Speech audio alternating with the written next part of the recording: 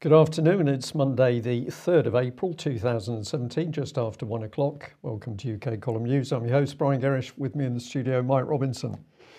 And we're smiling. Where is time going? It's absolutely astonishing for us. And as Mike has just said, we're virtually a third of the way through the year. No, quarter. Quarter. Yes, yeah. That would be right, wouldn't it? So maths, clearly not my strong point this morning. Or if you're listening from America, math, which I've always found incredibly difficult to pronounce. We are going to be talking about the police a little bit later in the news and pointing out some of the things that are going on that are clearly very wrong. Before we go there, praise where it's due. So we're going to come back onto the subject of Wiltshire Chief Constable Mike Veal. And we'd put up last week that his public letter talking about his Heath investigation, which had been a mere 1,500 views, was now climbing as a result of UK column publicity. And we're very pleased to say that this is the total that I picked up just before coming live with the news today. So this does show that when people retweet, when people share news and information, we can have an impact. But the statement at the top of your screen still applies. Doesn't this man deserve 500,000 views? Because he was forced to make this video letter because of the extreme pressure brought upon him and his investigation by the British government. And sort of on this subject, I just wanted to highlight a couple of posts from my Facebook page, starting off with the Mike Veal video. That had 119 shares and 48 likes. Now, just a comment about the difference between likes and shares. If you share something, the people in your own network get to see it. If you like it, they don't. And the only people that benefit from a like, really, is Facebook, because they get to understand what it is you like and what it is that you're angry about and all these kinds of things. So please share these posts because that helps us. It helps us get some of this information out. And thanks to everybody that shared my note on my Facebook page about Brexit being nothing of the kind, drawing similarities between what Theresa May is talking about and what David Cameron was talking about in the run-up to the referendum. And of course, he was campaigning to stay in the EU. Theresa May saying that we're leaving the EU, but in fact the policies are identical. So what is the situation? And also thanks to everybody that shared this post highlighting the timeline that we now have up on the UK column website on EU military unification. Because as we've said before, you cannot be out of the EU unless you're separate and have sovereignty over your military. So thanks to the 100 or so people that have shared that so far, let's get these shared out far and wide. And make a difference. That's the key bit. So what are we starting with? Priti Patel. Well, on Friday we mentioned that Priti Patel wants to see the City of London establishing itself as the global financial centre for the developing world. Philip Hammond is jumping on this bandwagon as well. He's going to be in Delhi and Mumbai this week, pushing Britain's position as a world-leading finance hub, India's ambitious growth plans and the UK's vision to build a global Britain present an unbeatable combination for the two nations, Britain and India, to take their relationship to the next level. So he's going to Delhi and Mumbai with Mark Carnage. What has he to say on this? He says the UK is perfectly placed to be India's financial partner of choice, helping it to raise the finance needed for its continual rapid growth. And my message will be make in India, finance in the UK. So we're going to bring their debt levels to never before seen levels so that they can make the products that we should be making.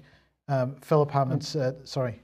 Well, I was just astonishment at that bit, Mike, because I hadn't seen that before. Made in India, finance in the UK. All sorts of things went through my mind too. Wasn't this how we destroyed vast amounts of Indian production years ago?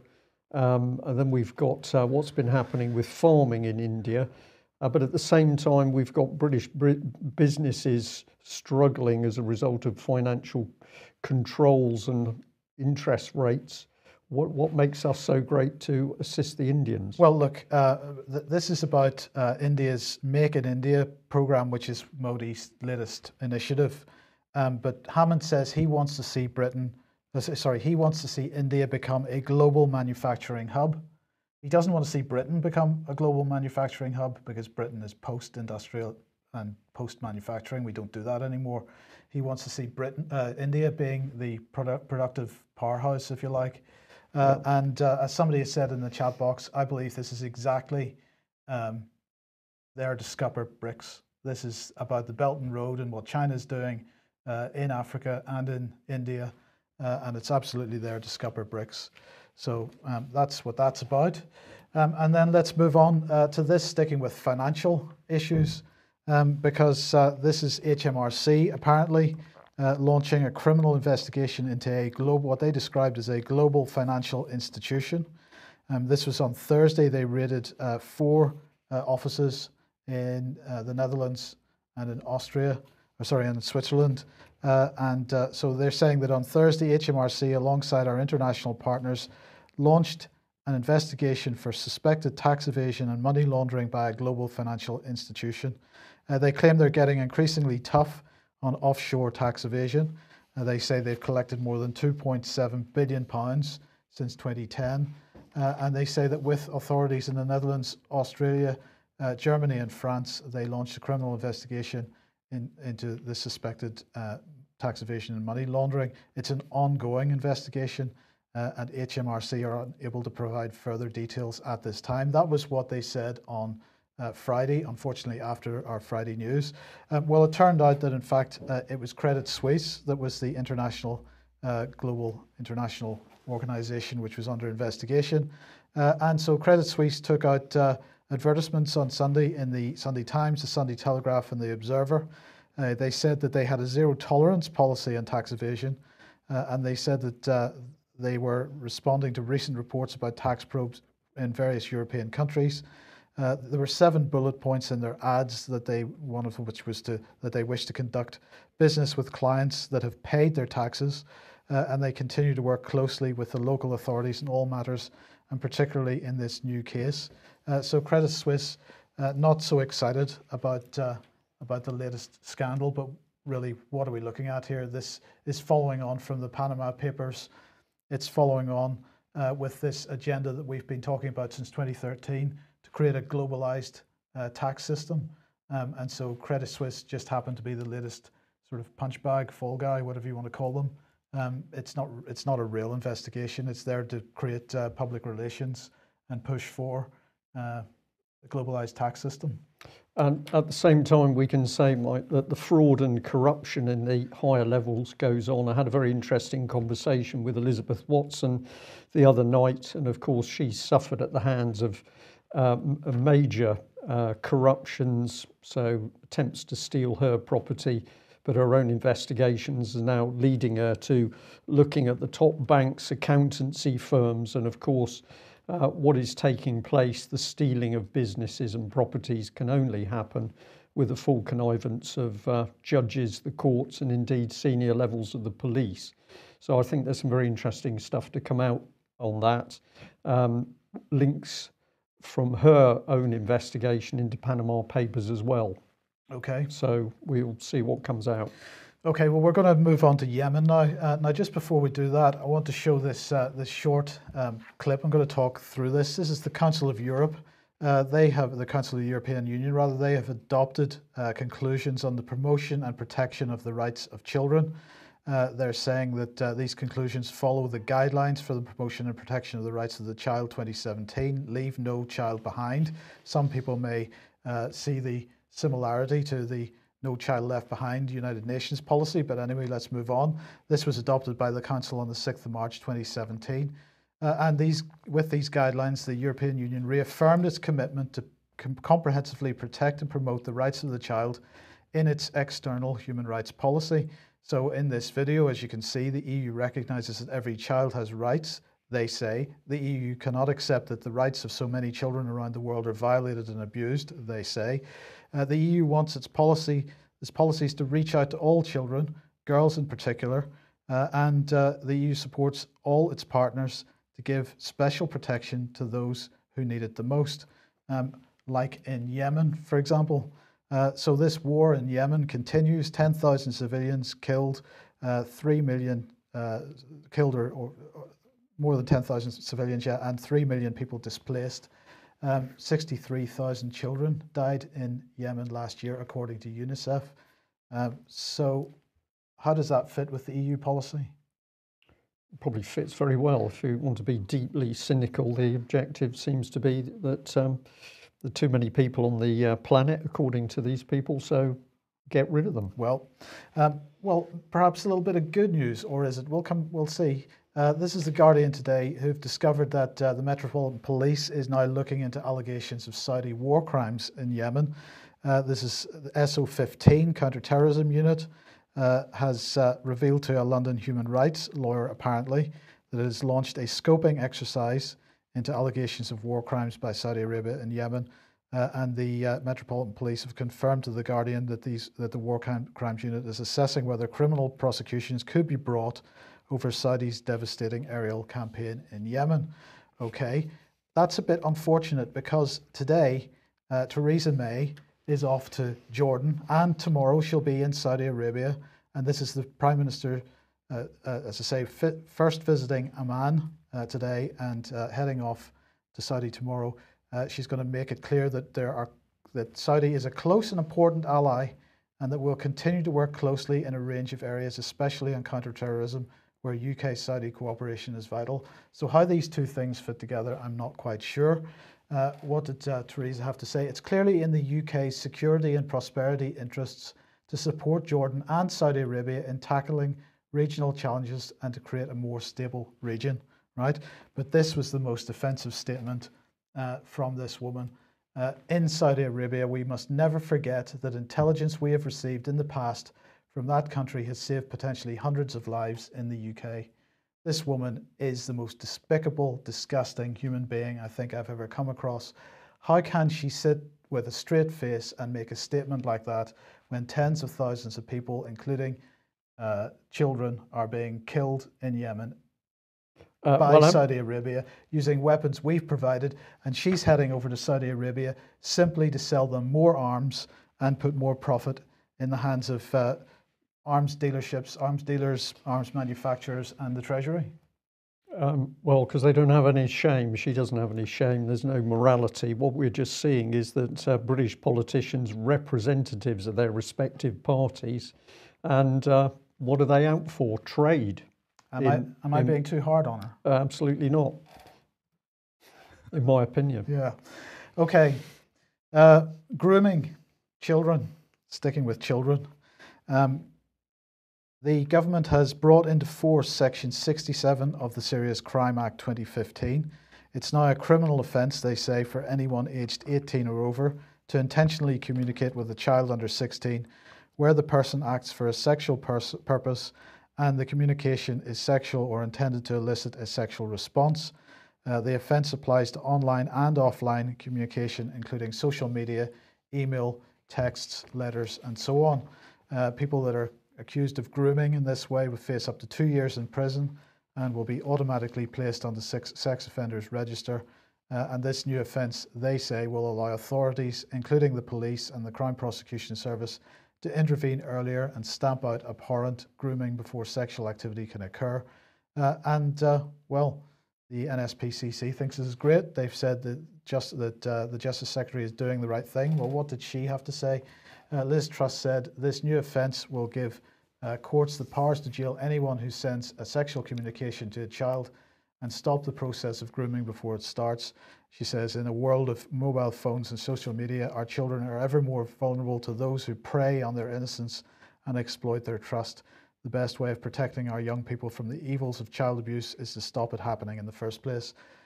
If I saw any evidence that this government or this parliament or the broader establishment in the United Kingdom wanted to stop child abuse in any way, shape or form, then I might think that this was worth the paper it's written on. I think this is part of a propaganda exercise, which we'll see why I think that in a minute. Okay. Well, what did Peter Wanless from the NSPCC have to say? He said the Justice Secretary has done the right thing. This is a victory for the 50,000 people who supported the NSPCC's Flaw in the Law campaign. It's a victory for common sense. Children should be safe online as they are offline, wherever they are in the UK. This law will give police in England and Wales the powers they need to protect children from online grooming and to intervene sooner to stop abuse before it starts. As I say, this seems to me it's simply to prevent people freelancing, Brian, if we use that term, because the NSPCC is also doing absolutely nothing substantive to prevent the abuse of children. Well, I think we've got to say something.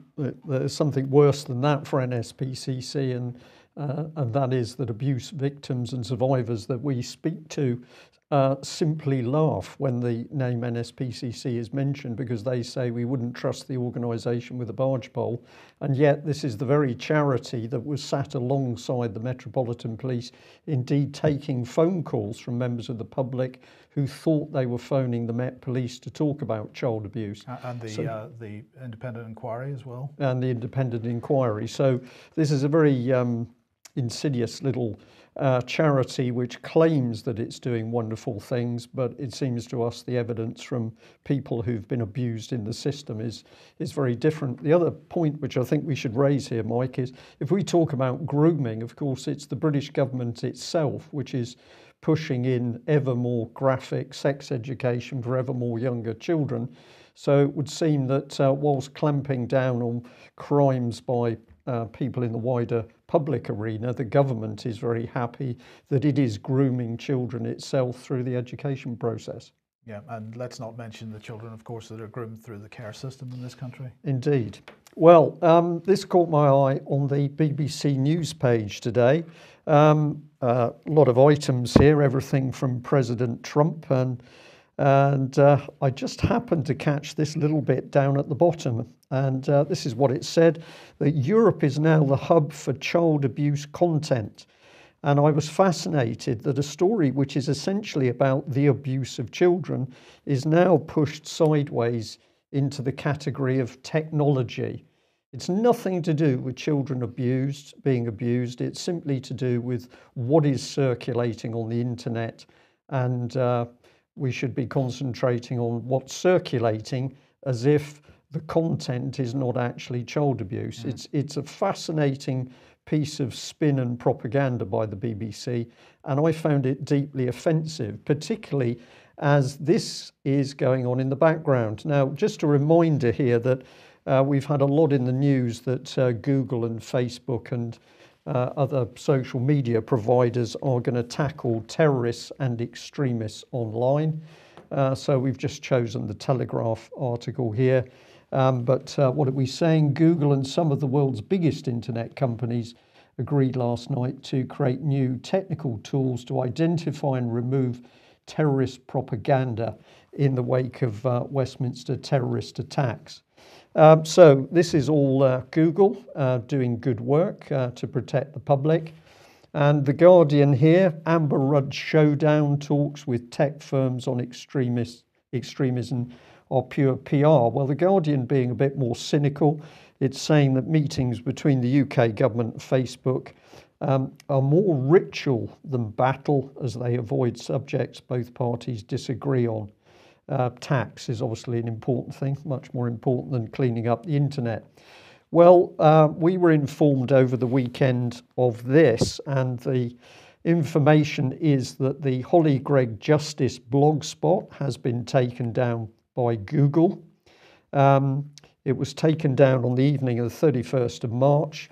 Apparently no reason has been given, and the site itself has had 1.7 million ordinary views and 5 million Google Plus views. So what is the Holly Gregg Justice site about? Well, of course, it's about justice for Holly Gregg, and in striving for justice for Holly, striving for justice for all other survivors of child sexual abuse. So we find it interesting that Google has suddenly turned its attention to this website. And remember, the focus of this is on Holly on the left-hand side, and her mother Anne, and of course Robert Greene, who's been to prison twice trying to achieve justice for Holly. So we wondered why Google would suddenly get tough on child abuse extremists. Well, the good news is that there is a replacement site up at the moment, but it's very thin on the ground, and I know that the people working behind the scenes are desperately trying to get basically the content they had previously up, but this is causing them some problem. Now, one of the questions that's being raised, it's speculation, but I think it's very interesting speculation, is what would have caused Google to take this action? And our attention is turned to these letters which Robert Greene's MP David Mowat has actually been sending out. There's 3 of them, and this gentleman has stood up to be counted on behalf of Robert. And let's have a look at what these letters say. So basically, this first one is to the Permanent Secretary of the Scottish Government, and it says, Mr. Robert Greene, as my constituent, recently came to see me to discuss a number of issues, and during the discussion he made reference to the fact he had requested copies of correspondence from your office, and that not only had this been denied, but that no satisfactory explanation had been provided as to why his request had been declined. And then the letter says, well, I'm therefore asking you if you will tell me why the material's been denied and why you've made this decision. Now, for an MP to do this adds a lot of weight behind Robert Greene's original requests. Let's see what's going to happen here. So we've got another letter here. Sorry, just bear with me at the moment. It says, I understand that the above named constituent has been in recent communication with your office in order to secure the transcript of a case which he himself was involved. I understand that Mr. Greene has subsequently been provided with the transcript per his request. However, Mr. Greene has advised that the transcript is incomplete and that a section of the proceedings which he he feels is particularly significant to his case have been excluded from the text.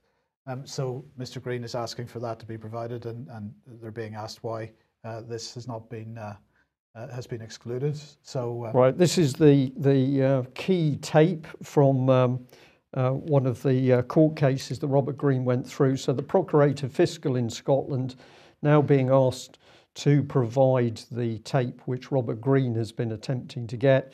And we say again, this is really marvellous to see an MP standing up to be counted and now asking himself. Right, well, we go through because let's just bring this up. Oh, sorry, that's just the end of the letter. And Google, Scottish Government, well, this is a question being asked on the website that basically on the 4th of December 2009, Google got a letter from the Scottish Government, legal representatives threatening to take down the site. That was overcome, but what the website supporters are saying is that in 2007, they may have done the same thing again. So the inference is that the letters that have been sent to the Scottish Government have been so dangerous that the response has been for Scottish Government to contact Google.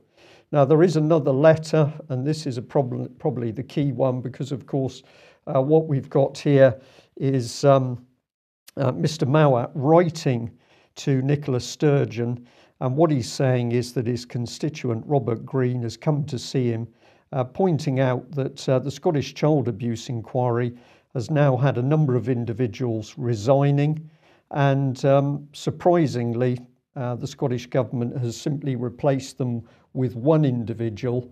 And how can that possibly work? How can you take an investigation which was supposedly going to have a team of people working, and then you simply replace it with Lady Smith?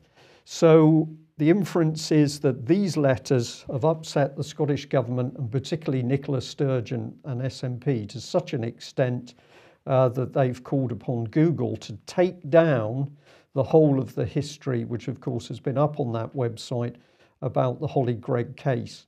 I think there may well be some merit in this because obviously the Scottish Government has been prepared to act and attack Robert Greene in particular every time he started to make headway with questions about the Holly Gregg case.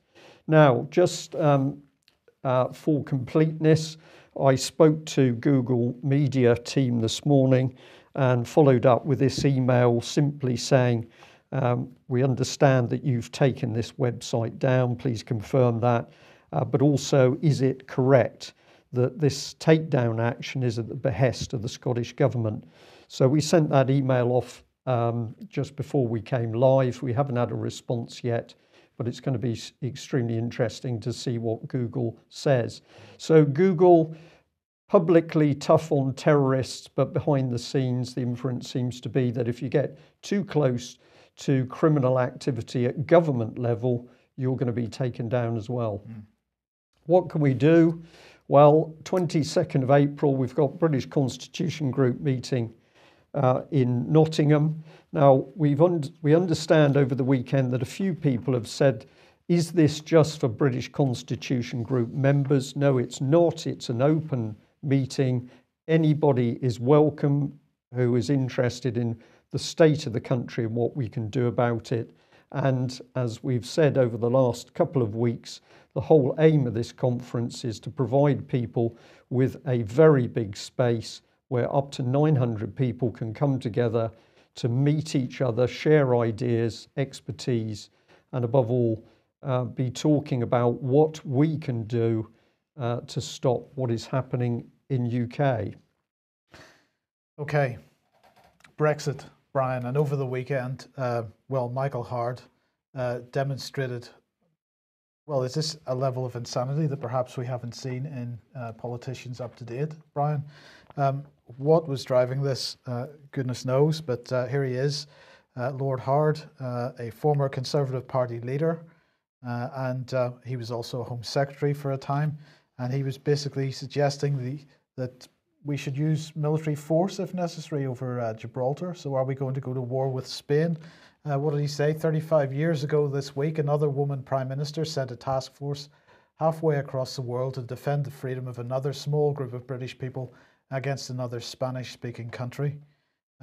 So there you go. That's what we have to do. We've got to go and invade Spain. It's mind-boggling, Mike, what is going through the minds of these people. We have Britain's armed forces, and particularly the Royal Navy, at just a disgraceful condition at the moment. We haven't got the carriers, we haven't got working submarines, we've hardly got any surface ships, and even the ones we've got are not going to have surface-to-surface missiles.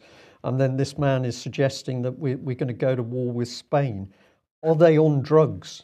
I don't know. But anyway, Jack Straw, because he's never invaded any countries, said the idea of Britain going to war or Spain going to war against Britain over Gibraltar is frankly absurd and reeks of 19th century jingoism. I doubt very much that Gibraltar will be a deal breaker. Boris Johnson said the sovereignty of Gibraltar is unchanged and is not going to change and cannot conceivably change without the express support and consent of the people of Gibraltar and the United Kingdom. And that's not going to change, he said, so nothing's changing there. And what was the Spanish response? Well, Alfonso Dastis, the Spanish foreign minister, said the Spanish government is a little surprised by the tone of the comments coming out of Britain, a country known for its composure in the past. Well, where is this coming from? And this is the question I'd like to ask, because it seems that this is mainly being driven through the Express and the people that are feeding the Express with information at the moment. This was Sir James Dutton, is it? Yeah, yes. Indeed, yeah. Who was Governor of Gibraltar up until late 2015 or so. Sold at Duff, Governor of Gibraltar quits after UK fails to stand up to Spain aggression. That headline, it's pretty insightful in itself. And then a year later, we had Brexit threat. Spain will take control of Gibraltar as soon as Britain leaves EU. So this has been something that the Express has been on for quite some time. Where is it going to go? Is this being used? Is Gibraltar going to be used as a bargaining chip in the so-called negotiations? Well, possibly, but this rhetoric that's coming out around it, Mike, is I think just astonishing. And it's interesting that those earlier reports about Sir James Dutton were actually saying that he resigned because of political interference. So there's a different spin on it depending which paper you're looking at. going to be interesting to see what happens. But has Britain got armed forces capable of doing anything? Or perhaps they're suggesting we should nuke Spain. Maybe that's what the plan is. Well, let's turn to local Plymouth news, and we've got one of our Conservative MPs, Johnny Mercer, here.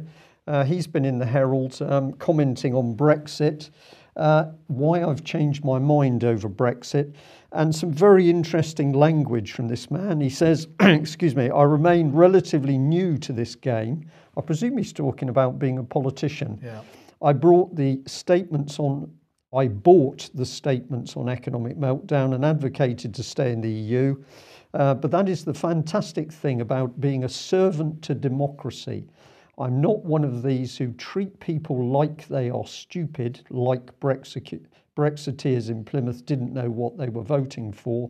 It was a fair fight and one side won, not mine. I'm really astonished by the language that this man is using. It's like something out of EastEnders. So he's new to the game. He thinks that politics is some sort of game that you get paid for. He bought the statements. He presumably didn't do any research into what they were telling him. It turns out to be complete nonsense. He then believes that he's a servant to a democracy. Yeah. Well, perhaps Johnny Mercer should visit the UK column and hear some of the stories from people who are clearly not living in a democracy. But of course, he shied away after one of his researchers got a little bit upset that we were quite direct in some email communication with him. So it was a fair fight. One side won, not mine. It's a bit of a game, Mike, really, yeah. Future of UK. And he goes on, though, the future is bright. We talk about how precious a gift our hard-won democracy is, but it's served us well. Let's keep fixated on our future. We as a city are in serious danger of fulfilling our potential. Our best days are yet to come, and I'm looking forward to it.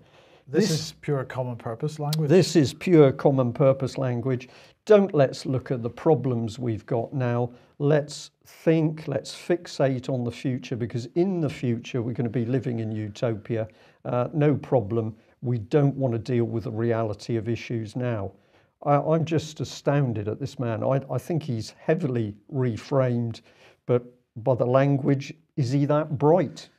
Well, no, because, of course, if we take a serious look, an objective look at Plymouth, let's face it, Brian, it's not the most beautiful city on the planet.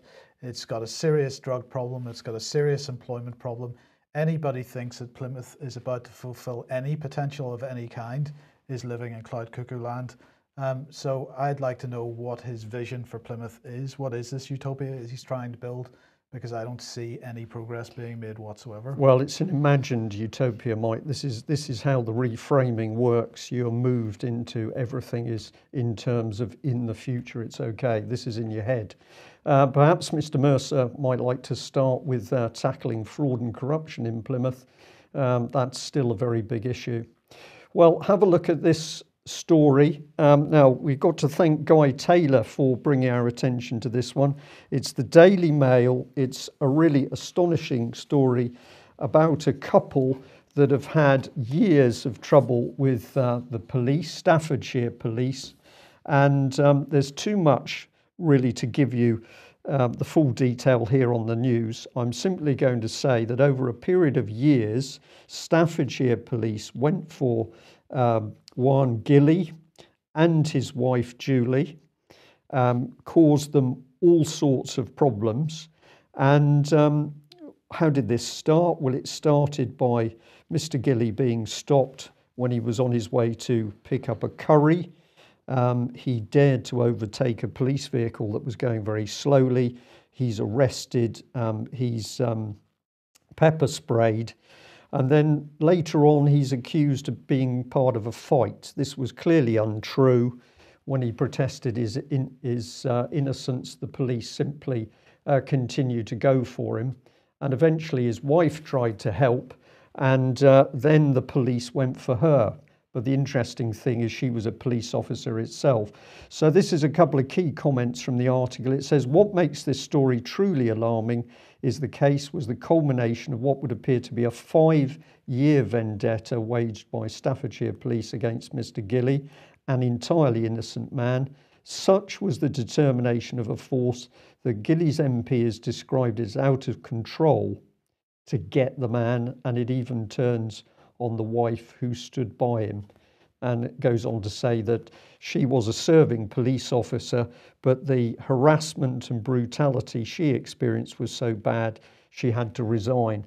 So is this what this was? Some kind of spat within the police force that the police took this out on the family because somebody had taken umbrage at her for some reason? Well, but the story starts with the husband, and so he is quite brutally treated by the police, and then the thing escalates to the extent that they're prepared to turn against one of their own officers. So anybody who's got any doubts about what the police are capable of, have a read of that story. And the good news is that Guy Taylor has actually been helping the family over the last couple of years, and he says it's really brilliant to see that they have come out ultimate winners, although they've paid a price in their suffering.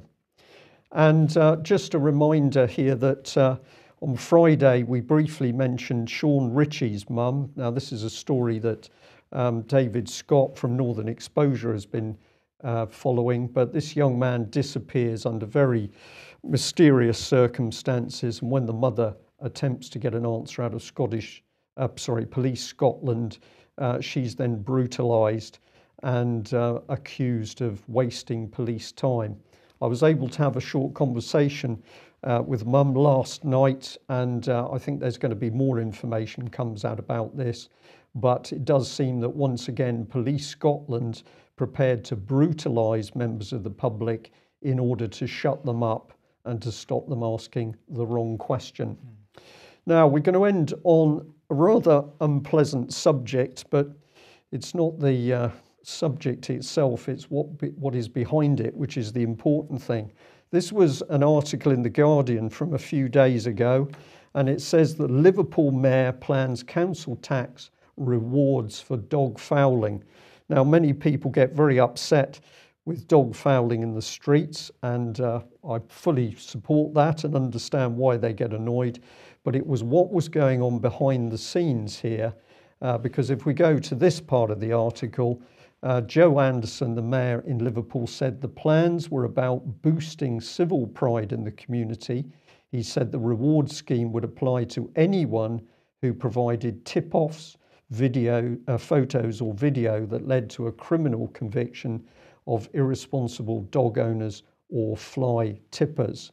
And I'll just bring in this comment. Does Joe realise that he's helping to set up big society Stasi state? This is getting people to spy on each other, and this is the start of something extremely sinister within the big society initiative of the Conservatives.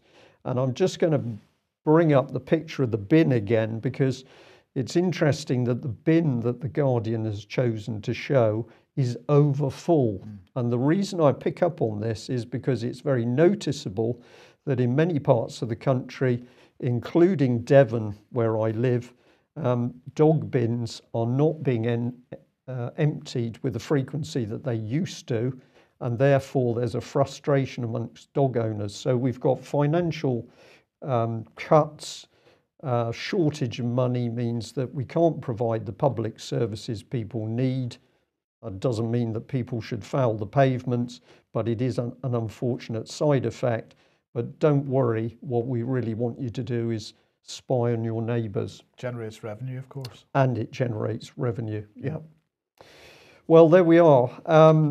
What can we say? We are astonished at the information that's coming into UK Column on a daily and weekly basis. Many people say to us, what do we think is happening?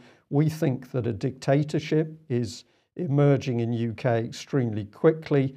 How is this being put in position? Mainly by stealth. But as we can see from our own news, it's increasingly easy to give examples of how this thing is being put together. So UK Big trouble at home, manufacturing, trains, potholes in the road, NHS, education, defence. But Prime Minister Theresa May is working abroad to advise India, and we are there to build a better globe. And blow up other countries. Yeah. Yes. Remarkable. Okay, that's it for today. Thank you for joining us. And don't forget, please share the information we push out, because that is the best way for it to spread. And if you haven't yet seen Mike Veal's open letter, please go and have a look at that YouTube video. And if you like it, share it. Thanks for joining us. Bye-bye. Right.